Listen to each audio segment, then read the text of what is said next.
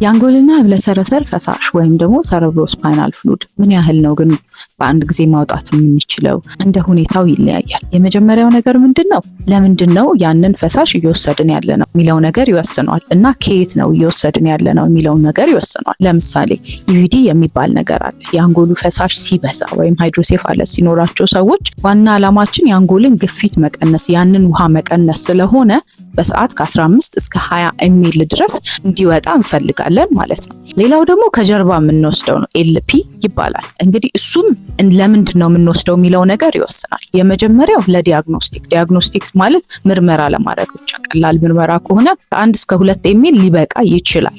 ግን ምርመራው ብዙ ከሆነ ከዛም በላይ ሊያስፈልገን ይችላል። ነገር ግን ለህክምና ወይም ቴራፒውቲክ ሲሆን ደግሞ 15 እስከ 30 ኤምኤል አንዳንዴ እስከ 40 ኤምኤልም ልንወስድ እንችላለን። አሁን ለምሳሌ ኖርማል ፕሬሸር ሃይድሮሴፋለስ የሚባል ነገር ያለባቸው ሰዎች ላይ ህክምናው እንግዲህ ከጀርባ ውሃ መቀነስ ስለሚሆን በአንድ ጊዜ ያን ያህል ልናወጣ እንችላለን ማለት ነው።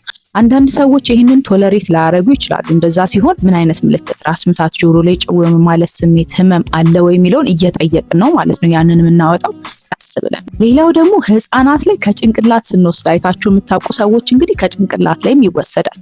ይሄ ቬንትሪኩላር ታፕ ይባላል። እሱ ደግሞ ለህፃናቱ 5 እስከ 10 ኤምኤል ፐር ኬጂ ማለት ነው። በኪሏቸው መሰረት ነው የሚወጣውም ነገር የሚወሰነው ማለት ነው። ስለዚህ ይህን ያህል ፈሳሽ ማውጣት እንችላለን። እንደ ምክንያቱ ዲያግኖስቲክ ነው ቴራፒውቲክ ነው የሚለው ይወስነዋል ማለት ነው።